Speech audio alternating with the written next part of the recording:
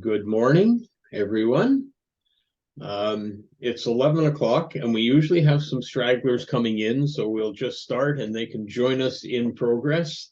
My name's Eric Story from the Edmonton Pride Seniors Group. It's June 1st, and thank you all for attending our weekly Aging with Pride discussion group for the 2S LGBTQ plus seniors and allies. And thank you too for our partners at SAGE and the Pride Center of Edmonton. Before I introduce our speakers, I'd like to acknowledge that we're located on Treaty 6 territory and respect the histories, languages, and cultures of First Nations, Métis, Inuit, and all First Peoples of Canada whose presence continues to enrich our lives. Two housekeeping items. First, I'd like to caution you that today's session is being recorded, and that if you would prefer that your image not be used, please turn off your camera. And secondly, we want our weekly meetings to be a safe space, so I'd like to remind you of a couple of things. Please respect our speakers by remaining muted during the talk. We'll unmute you for the Q&A following the presentation, and please be mindful of time limitations to keep your questions and comments as brief as possible. And lastly, please respect the confidentiality of personal information. Okay, so the Men's Shed initiative began in Australia in the 1990s and has spread around the world. The aim of Men's Sheds is to improve the health and well-being of their members by creating connections. And today we're delighted to have two very strong advocates joining us. Punch Jackson, who retired in 2009 after a long career of community and public service. In his early career, he worked at the YMCA in Winnipeg in camping and outdoor education. He has been a private consultant and spent 30 years with Alberta's public service. He worked in many areas of the public service, including recreation, sport, community development, the voluntary sector, the Wild Rose Foundation, and Alberta's public libraries. Punch has been actively advocating for men's sheds in Alberta since 2013. He's a chairman of the Men's Shed Association of Edmonton, that was created as an umbrella group to help promote and support men's sheds in the Edmonton area. Amanda is a community animator for SAGE Seniors Association. Using an intentional community development approach, she assists seniors in finding a place for their skills and wisdom to be utilized, connecting them with activities, opportunities, and resources in their area. She has a passion for community building and enjoys being involved in community activities and initiatives that promote neighborliness, encourages connections, and fosters wellness and inclusion. She's been involved with both the Beverly Historical Society and the Beacon Heights Community League, and is a neighborhood block connector for the Abundant Community Edmonton Program. She became involved with the Men's Shed initiative in 2016 and continues to contribute to its growing popularity in Edmonton as a non-programmatic, friendly grassroots environment for men of all ages and abilities. Okay, that was all of my duty, and now Punch and Amanda, over to you. Very happy to have you here. Thanks very much for having us. Should I pull up this screen now? Sure.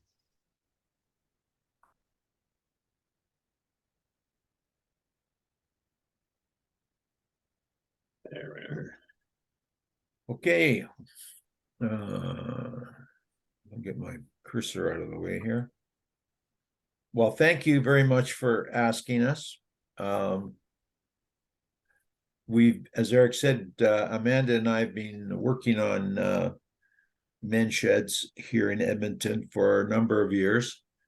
I was on a trip to Winnipeg a number of years ago, and I met up with the fellow who started men's sheds in Canada, Doug Mackey.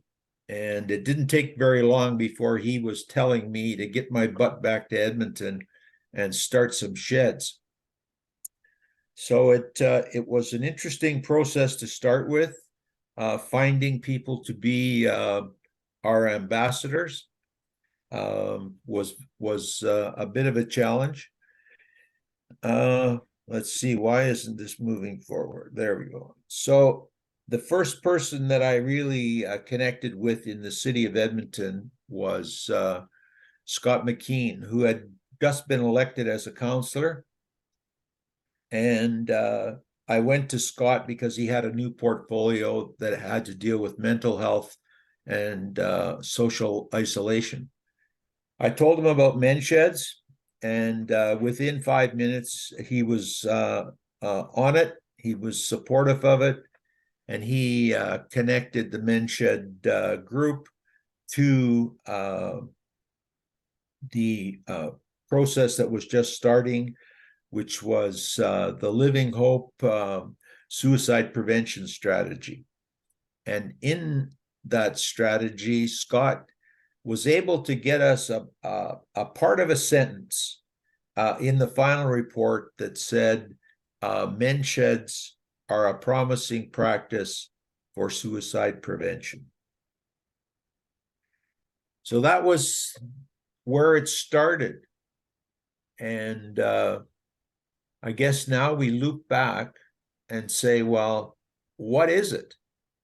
What is it that this promising practice was?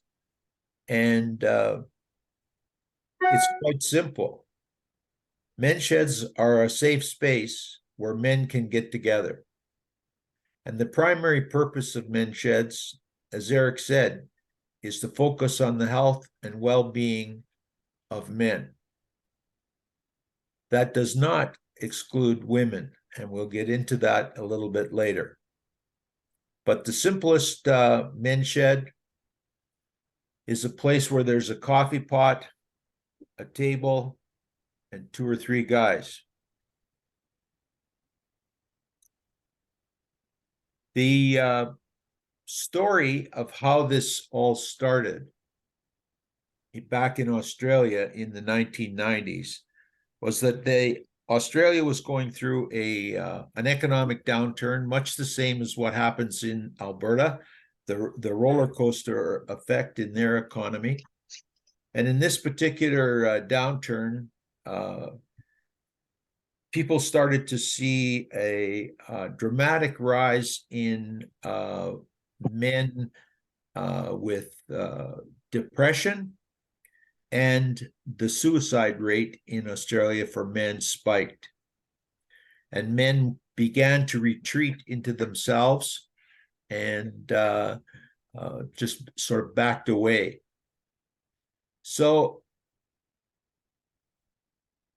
there was, to sort of counteract what was happening, the government sponsored community sessions.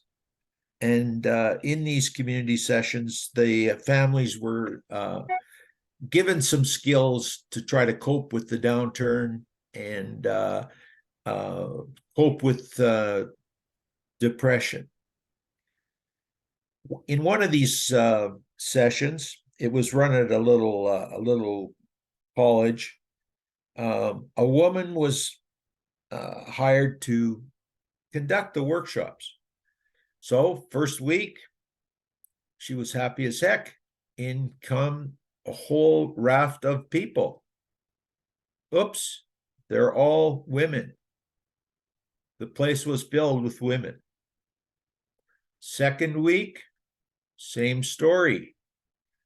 So at the end of the second week, the instructor sort of was following the women out as they were leaving and chatting with them.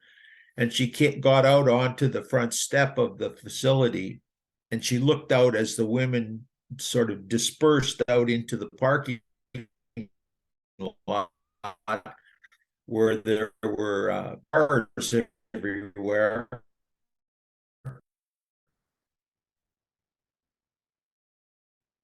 And all the cars had men in them, and said, what's going on? Why are these guys all sitting in the car? Why aren't they coming inside? I'm a great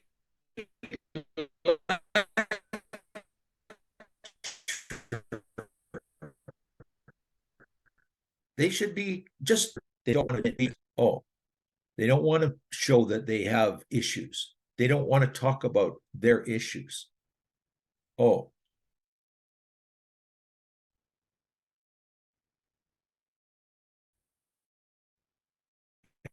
Your said to him, well, internet you got is any suggestions? unstable right now for the moment. Um, Amanda, maybe could you take over for a minute until Punch's internet sort of stabilizes? What's happening here? Sorry, Punch, you're breaking up a bit. Am I? Yes. What if I get closer here? What about if you turn off your video and just talk, because we can still see the screen. That might help with your internet a bit. Me turn off my video? Okay. Like turn off your video, but we can still see your screen. Okay. So anyway, week 3 comes along and the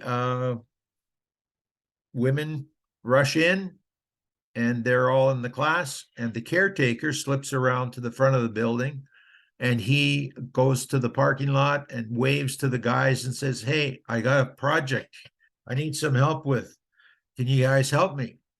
So the guys all get out of the cars and follow the caretaker around to the back of the building and inside into this guy's workshop. And there he's got a few projects for them to work on. And all of a sudden, the guys are all talking to each other. So, end of the day, everybody goes home.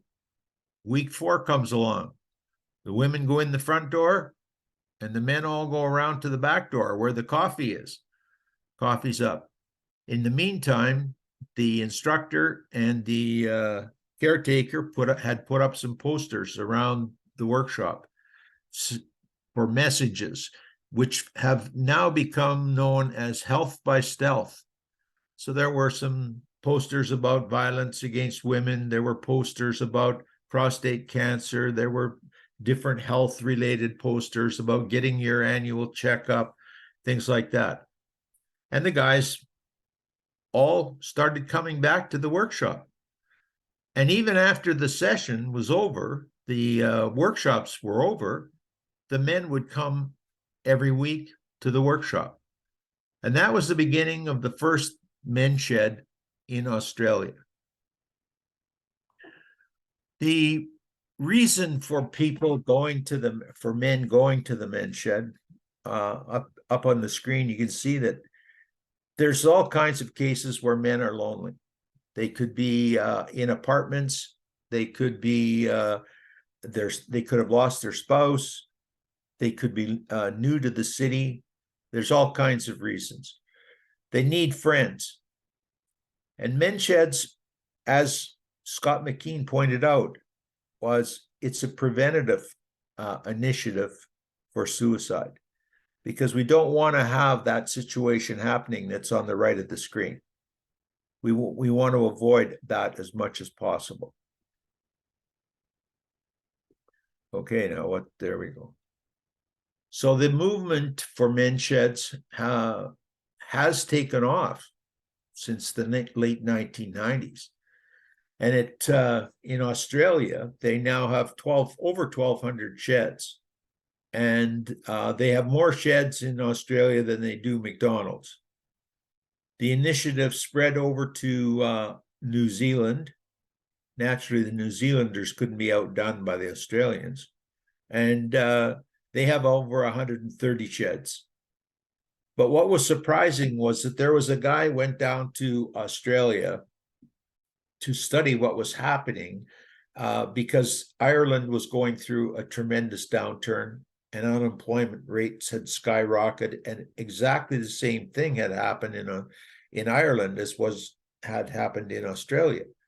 And now there are over 450 sheds in Ireland. It's the highest per capita in the world. Again, Scotland, 135, Wales, you can see. Canada has really started this process late. We didn't start the process until 1963 and really didn't get on it for almost 10 years. The Americans are sort of following up with 25 sheds, and then it's in countries like Denmark and the Netherlands, and Iceland actually has 4 sheds. Estonia, I discovered, has 2 sheds, and Poland. And we have an ongoing relationship with a shed in Kenya. And then there's Sweden and Norway. So it's become a worldwide movement. In Australia, it has extremely strong funding from the government, because the government recognized what was happening. They did some studies, they recognized what was happening in the sheds and what the impact was on men, their families, and on their community. And it's been an amazing level of support that they have provided. They've developed a men's health strategy in Australia, and are leading the world with work to support men. So why do these guys go? As I started to tell you, men, I'll start with the retirement piece, that men figure, oh man, once I retire, I am gonna just have everything is gonna be sweet. I'm gonna have my hobbies, I'm gonna have my job jar, and it'll be great. That lasts about 2 months. And then all of a sudden they've got time on their hands and they're bored. But the biggest piece of retirement was that for most men, they tend to lose their social network. They may not have built a network outside of the work environment. So this is a really big shock when they find that they don't have as many friends around them as they thought they did. There may be men that are separated, divorced, or their partner has died, and they're on their own. Guys may have, the family may have downsized, the kids are gone, and they move into a smaller, either a facility, or they move into a smaller apartment, and the man loses his workshop, or the space that was dedicated for his meditation, we'll call it, his safe space. There may be people that are new to town and they're looking for friends. And then there's the ongoing men might be underfoot at home, that their wives have been, their home may have been their domain solely for the last 30 years while the husband's been away working. And he's now a pain in the butt because he's hanging around talking to her about how things could be more efficient. Men have skills that they want to share, and there are all kinds of men who have things that they would like to learn. They've never had an opportunity to use tools. There you go, Amanda. Okay. This is my favorite topic. As the lone female on the board of the Men's Shed Association, I always tell everybody, every good shed needs a great woman. I don't know if I've sold them on it yet, but that's my story.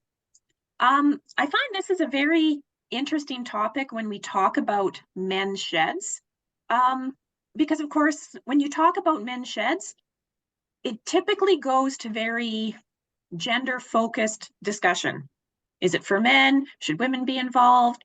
And we need to remember that when we're talking about men's sheds as male spaces, it's really about safe, accepting, supportive spaces. We don't need to necessarily assign genders to where men hang out. However, there's a few things that we like to keep in mind when we're talking about men's sheds. Often we get a lot of backlash that men's sheds are sexist, they're exclusive of women, and we've actually come across funders who won't fund men's sheds because the name men is in the name, and they figure it's initiative only for men. Now, men's sheds obviously don't just benefit men, they benefit everybody, men, women, children, communities. And so we need to just keep that in mind when we're discussing men's sheds. So should women be involved in men's sheds? Yes, women play a very important role. women are very mindful of, of ensuring that there's positive healing spaces for those male figures in our lives. And women like me, we work behind the scenes. The Shed Initiative, it's organic, it's community-based, it's a process led by men for men. But the reality is, a lot of men need some support to help discover and embrace this process. And that's where women can come in. Naturally, we are great connectors, we're great motivators. As Punch said, we're the ones that take, you know, guys by the hand and drag them in. I believe it was Larry saying that about the Churchill events. Women understand the importance of building friendships, of having a sense of purpose, connecting to and supporting each other. And we want this for all the men in our lives to have this too. And yes, women, we get our fathers, our husbands, our brothers, our neighbors involved in sheds because it's good for them. And really, if it's good for the men in our lives, it's good for us too. Because when we have a place to send the men in our lives where they come back happy, healthy, stories to share, that has an impact on everybody that those men have connections with. Now, myself, I don't think that women should be attending men's sheds for their own purposes. But this is only because it can sort of upset that intentional structure of the shed. It's not done to exclude women. It's actually done to support men. Because we need to ensure that we have a setting that supports men's health and healing. Usually when I kind of explain this, most people will understand why it's important to keep these spaces male-focused. And that's because socially, women, we tend to take charge. It's how we've been socialized. It's how men have been socialized to allow us to do it. Men act differently when women are present. And when there's usually mixed groups of men and women, most men will try to stick to those traditional identities of masculinity, being strong, in control, not showing vulnerability. And men might not want to open up, and taboo topics relating to men's health or men's issues aren't discussed in a serious way. And really, it's important for men to have these safe healing spaces so that they can be empowered and encouraged to express themselves. And if we allow men to gather in such a setting, it's beneficial to everybody, women, children, communities. And I think we really need to make sure that people realize that the how and why of men's sheds is important, because we need to accept the fact that there are male-focused, safe spaces for men to be open about their health and about their well-being. Benefits of men's sheds. Now, there's been a lot of research done, especially in Australia, because this initiative's been going on there for years. And there's something called the shed effect. What is the shed effect? It's all of the positive outcomes that men say they experience as a result of taking part in a shed. It provides a sense of purpose, creates a sense of pride. People feel valued. They have a sense of belonging. It can enhance resilience. It decreases social isolation. It provides emotional support. It builds friendships. It enhances self-esteem. It can increase happiness. It increases health. So there's so many positive effects. I know our shedders here in Edmonton have reported feeling happier. They feel they've made new friends. They feel their lives have improved because they can be open and they can be honest. And they can have genuine connection and genuine discussions that is not run, you know, it's not structured the way that a male support group would be structured. It's natural, it's organic, it's community based. And as traditional gender roles have shifted, many men have found themselves kind of searching for new ways to connect with their community and to find meaning in their lives. And sheds are really welcoming spaces. Oh, you might want to go back to that other one there, Punch. Sheds are welcoming spaces for men to share their experiences, receive encouragement and advice. I really like this slide because I think it does talk about all the different personalities that you can find in a shed. You know, Terry doesn't like to talk. Phil can't hear too well. There you go, perfect pairing. You know, you can find such a variety of people in a men's shed. There's always somebody that you can connect to on some level. Sorry, Punch. I just wanted to It's all right. mention that one. Okay. Various men's sheds activities. We always talk, of course, when we talk about sheds, people say, what happens in a shed? Well, anything happens in a shed. Of the thousands of sheds around the world, you're never going to find two sheds that are the same, because sheds are for men by men. So that particular group of people that are interacting in that space determine what happens in that space. And we always talk about find a meaningful activity. But what is a meaningful activity? It's so varied. Some of the examples that we know of, often it's just, you know, coffee and snacks. Have a coffee, have some conversation, talk about anything and everything. There's a lot of table games. There's, you know, cards, puzzles. Early on the stage of the downtown men's shed, there was a group actually from the Churchill.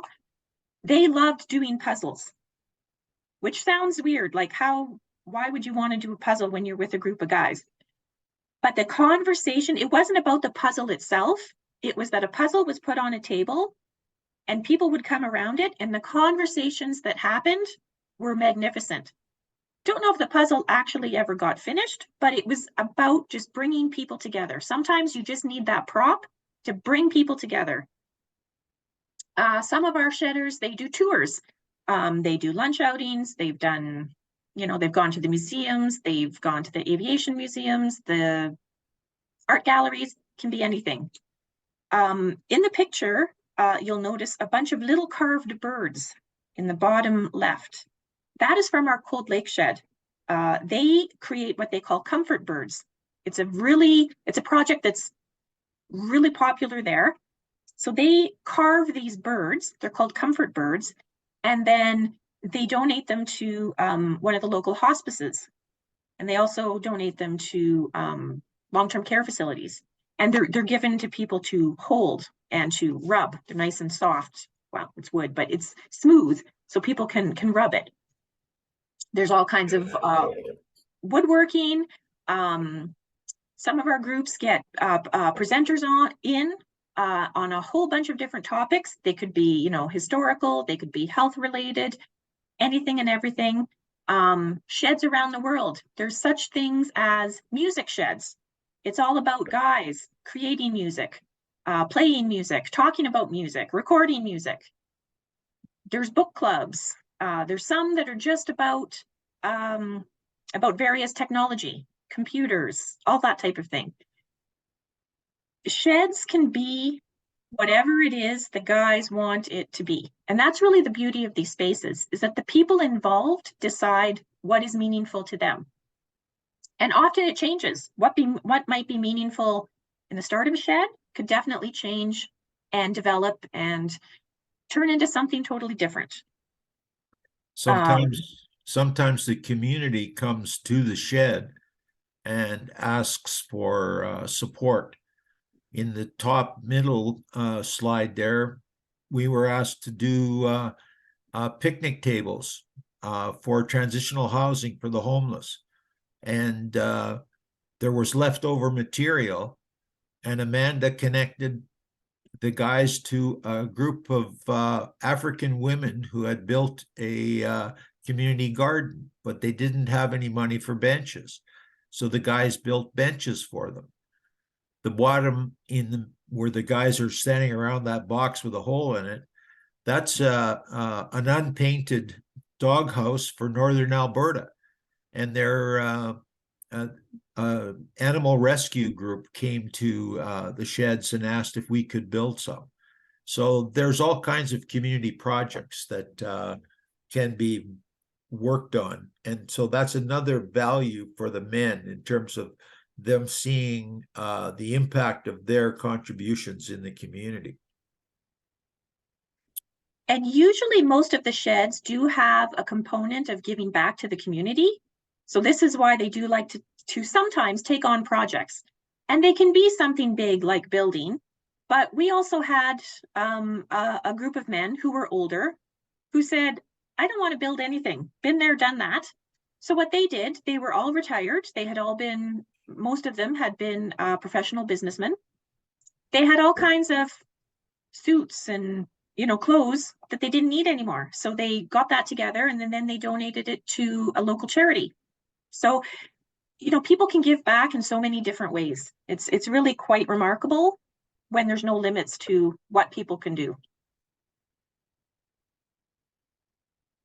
Just to give you a quick overview of across the country, BC has the most sheds with 30.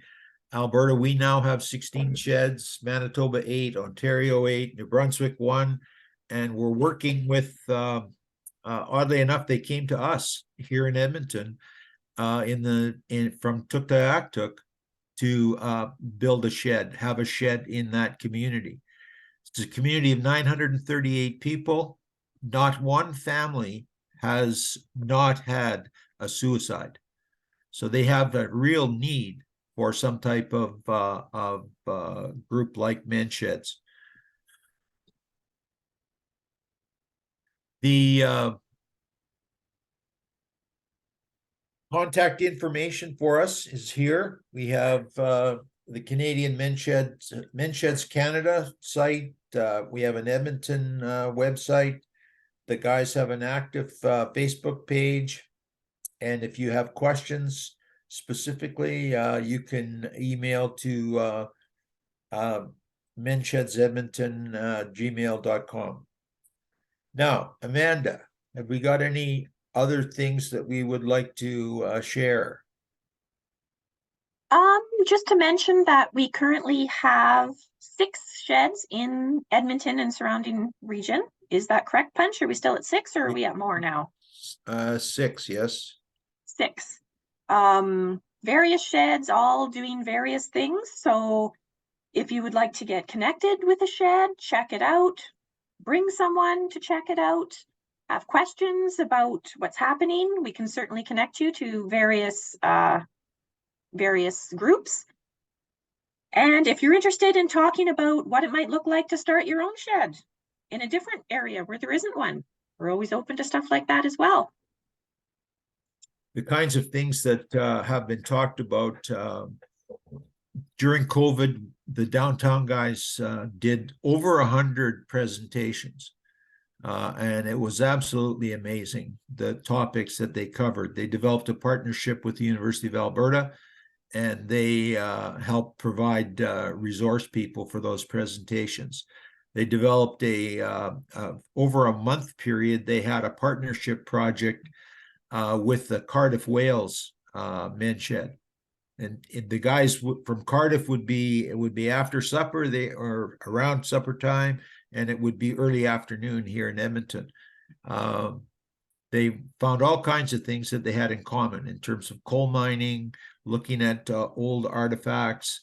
And they were on a tour of the interpretive center was it Beverly Heights area of Edmonton, where there's a coal mine interpretive center. And they found that to be really, really interesting. There's now a Men Sheds Association for Alberta, and activities in the capital region, we have a shed in Beaumont and a shed just starting up in Spruce Grove. Strathcona County is about to start a shed, and then we have sheds in Edmonton proper. Not all sheds have a workshop, and the two biggest challenges I guess we have are, one is finding leaders to start sheds, and secondly, finding space that's sustainable. And you'd think that would be an easy task in Edmonton when you look around and you see all of the spaces for lease or for rent, but it's still a challenge. People aren't stepping up the way they do in rural Alberta with finding space. So Eric, maybe we should jump into the questions. Let me turn off this screen. How do I do that? Yep. You stopped done. sharing. That's perfect, Punch.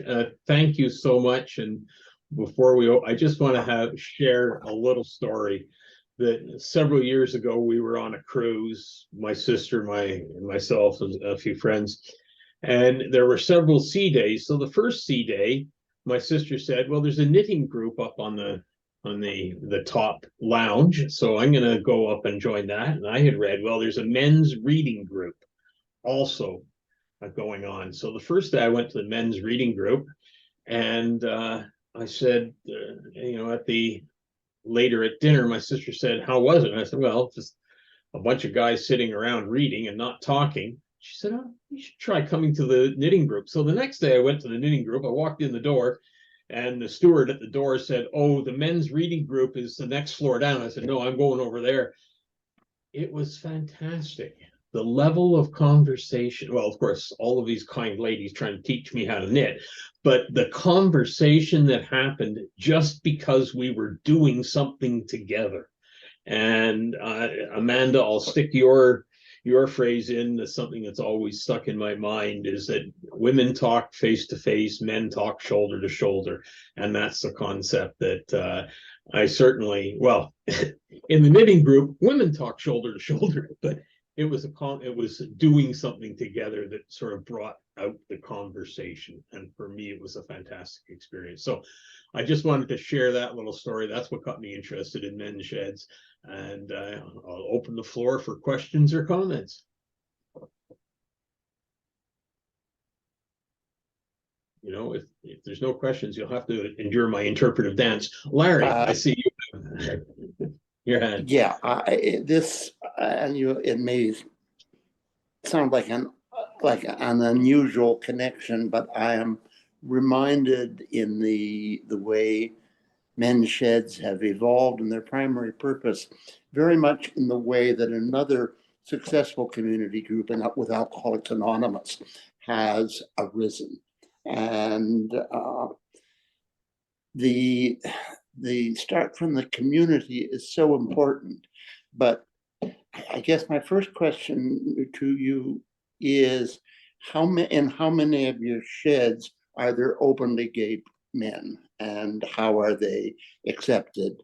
Is it safe for us? Would it be safe for me, I guess, is my question. As far as I know, there are 3 sheds that have gay men in them, and they all have had no problems whatsoever. That's really excellent to hear, because that's a good start. The other part of the issue is, and I was very much involved in setting up sort of what would be the equivalent of a gay shed, that would be sort of like a gay AA group. And it wasn't some of our interests are not stereotypically male. Some of the things that we want to do don't fit terribly well. So is there a place for sort of special interest groups, such as gay men or any other? You alluded to music groups and so on. So I'm guessing the answer is yes. Yeah, I think it's when we were working in the suicide prevention area, we came, one of the groups that was represented were first responders, and they were talking about the men's shed concept.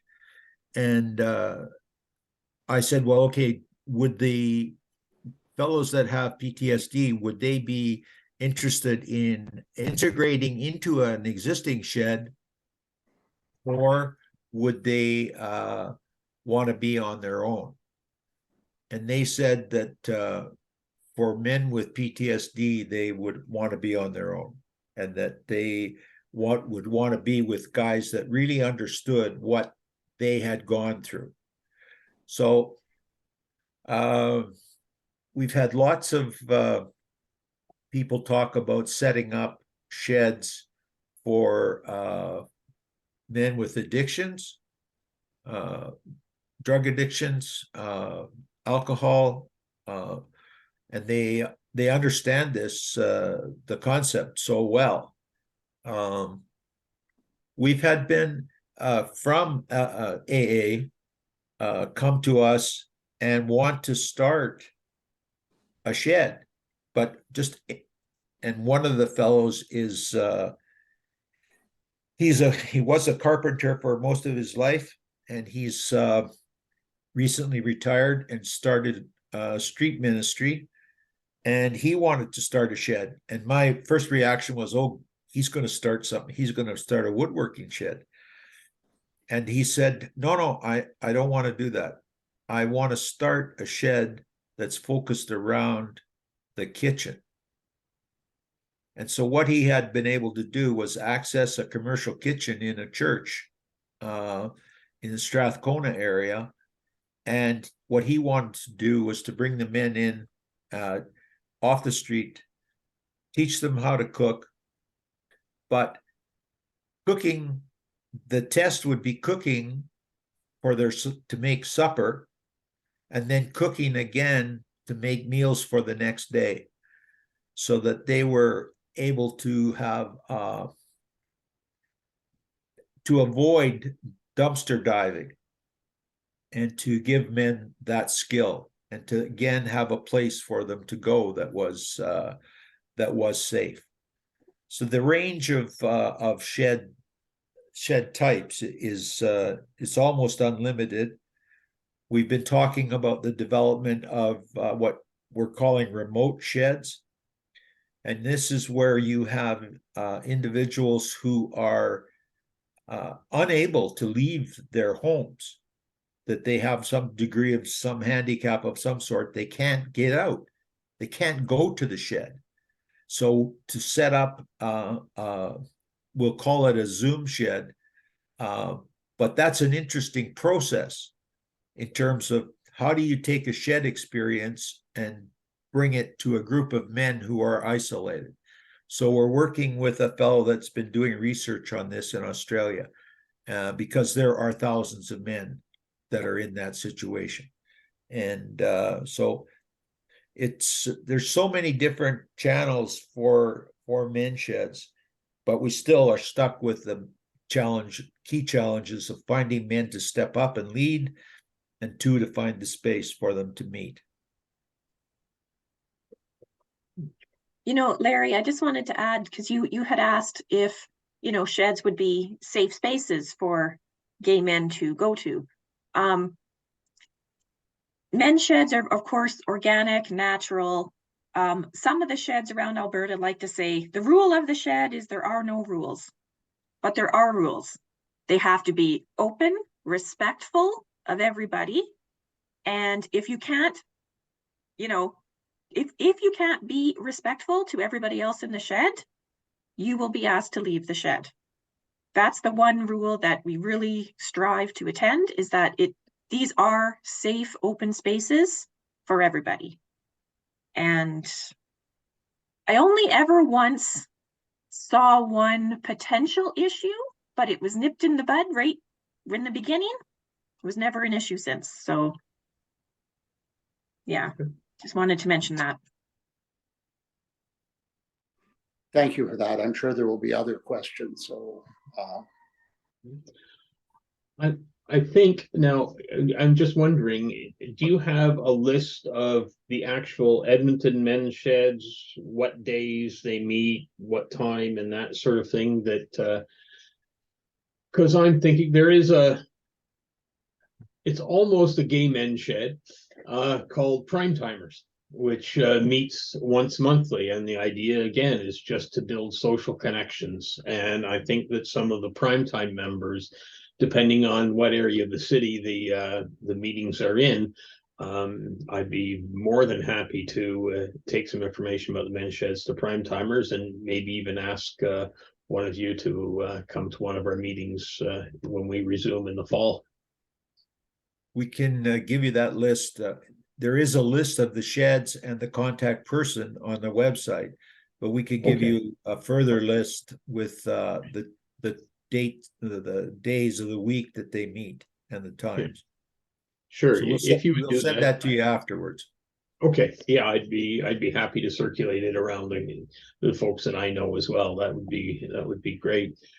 Do you go year round, or do you take a break during the summer? Most of the sheds take a break during the summer, or are they going year round? Some sheds take a break in the summer, but there are others that they may just reduce the number of times they meet. Okay. Other questions, folks? Joan, go ahead. So do the men's sheds, are they literally standalone place, or can you just like start a men? Is there a standard? Do you need a building with a bathroom or what? You want to take that one? Yeah, you sort of broke up a little bit there, Joan, but I think what you're asking is there a specific space where a men's shed has to? Yeah, like if you started a men's shed somewhere, do you need a space, or can you just host it wherever, say the men's shed is going to be in so-and-so's basement or something? Or does it need to be, like, it's not part of the rule of the program, you need an actual standalone space? The rule of men's sheds is there is no rule.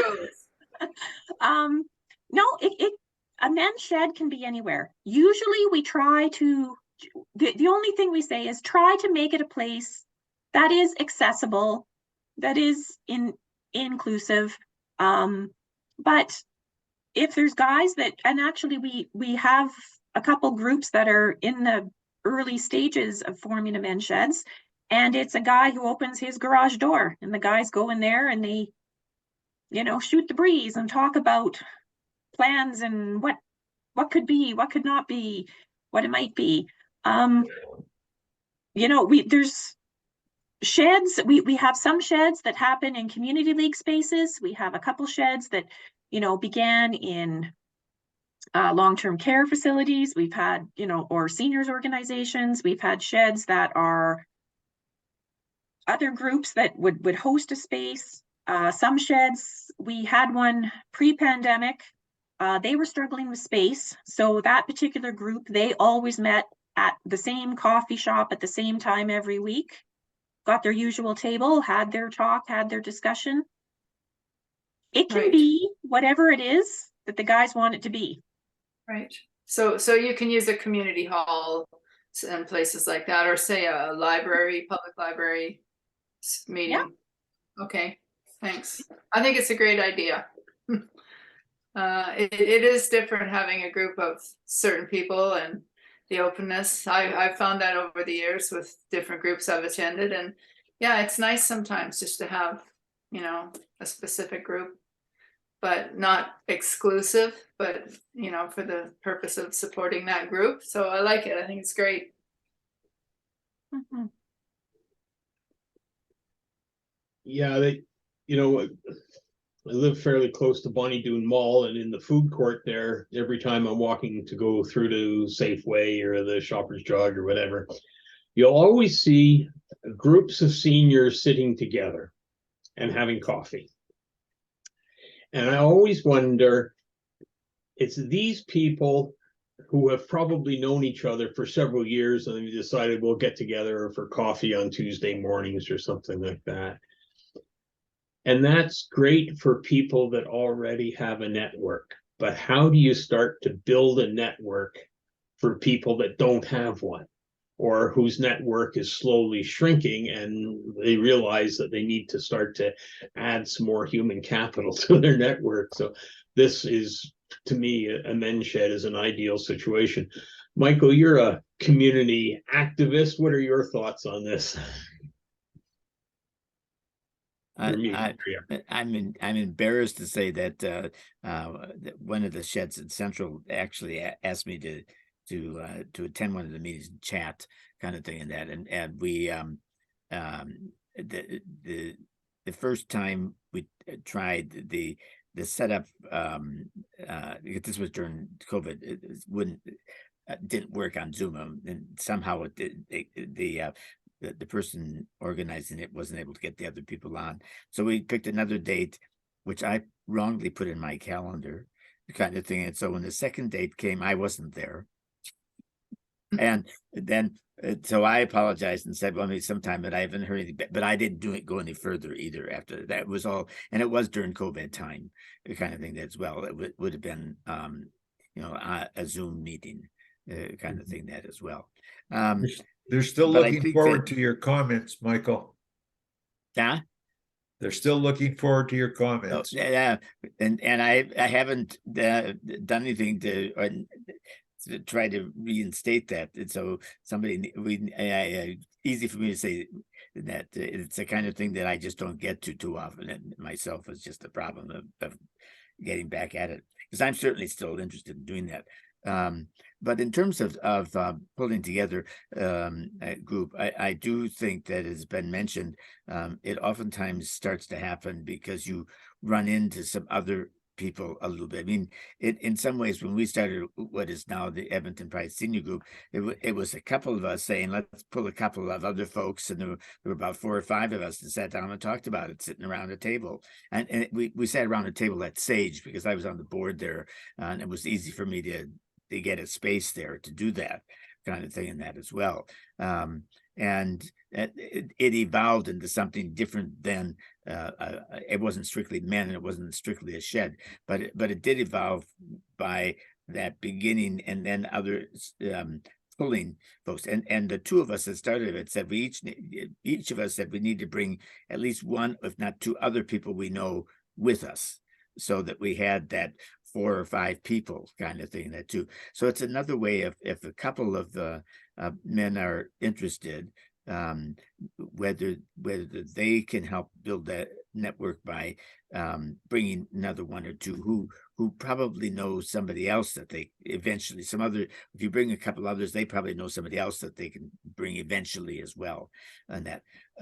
But reaching out to folks that are isolated, it can be it's a challenge, as I think most people know, and I think that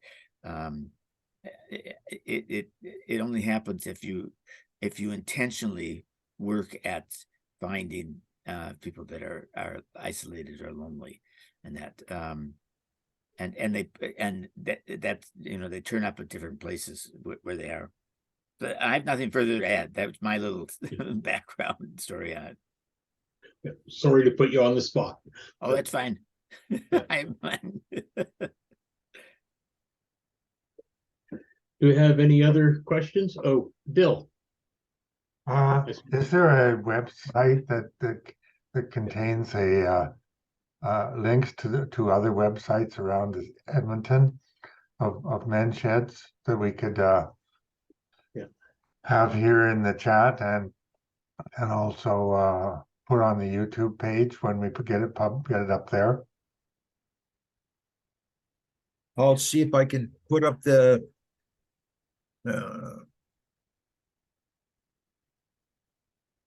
And if you Google men's sheds, first you're going to get 20 places of where to buy a shed. Yes.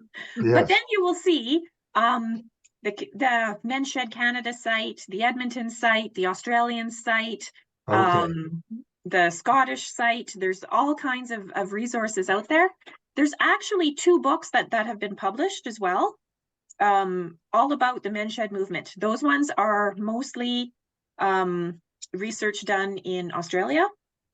I think both of them are by Barry Golding. But yeah, there's lots of information out there, and yeah, it's very interesting. Yeah, there you go. There's our website. So there's some on that website. There are some other websites that you can connect to all over the world. But if you just type in a Google search, Menshed's, you'll, as Amanda said, you'll get to some pretty neat places. Wonderful. Thank you. Yeah, and I had asked earlier if Punch is going to send me some more information, which I'll send out to the folks that are here. I don't think you had signed on at that point, Bill. So yeah, I'll forward on any information that I get. Listen, it's 5 to 12, and we want to respect everybody's time and end promptly at 12. So first thing, and I do have a few announcements about upcoming events, but before that, I'd just like to ask Punch and Amanda if you have any final comments before we start wrapping it up. No, I'm good. Amanda? I believe, just if anyone is interested, I believe our next shed, the downtown shed, would be meeting tomorrow afternoon, 1 p.m. at the Churchill. So if anybody happens to be downtown tomorrow and wants to pop in, I believe that's an in-person meeting. We'll also be on Churchill Square, I think June 8th for Seniors Day. Menshed's will have a tent there. So if you want to pop by and shoot the breeze, glad to see you. Good. Well, thank you. The 1 p.m. in the Churchill, the main floor space. Is that correct tomorrow? Yes, in the main floor space, 1 p.m. Yeah, I'll be there. Okay, well, thank you so much. And before we sign off, I'd like to remind everybody that next week we're going to have Lori Winder, who's going to talk about her experience of trying to select the proper retirement residence for her mother and the process that she went through to find the appropriate space. So I think that would be helpful for all of us, as we all, at some point in the future, we may become seniors. There's a nasty rumor floating around out there that we will at some point become seniors. And so it's something that we might have to consider for ourselves. So that's the first one. The second and most important is June 15th at 1 o'clock at Sage is the strawberry tea. And we will have our usual friends, Northern Heart, singing, and just do a very, very brief tribute to our friend Jeff Bovey, who was really started the space at Sage. So please do join us for the strawberry tea. Everybody is welcome. You don't have to register. I'll probably buy food for thousands, so I have no idea how that's going to turn out, but we're just going to hope for the best. So that, and then also want to plug our movie night on the June 22nd at 7 p.m. Tain't Nobody's Business, a movie about blues divas of the 1920s with a panel discussion following. That's at Metro Cinema. You'll be seeing posters from these things come to you. And so really, with that, I'd like to thank everybody for attending today. And really thank Punch and Amanda so much for your presentation. Very good information, and I think a lot that is valuable for a lot of people here. So with that, I am going to create a breakout room as I talk here and try to do this, and so that we can just do a quick wrap up. But aside from that, thank you everybody for attending today, and we hope to see you next week. So thank you very much. Thank you, Aging with Pride.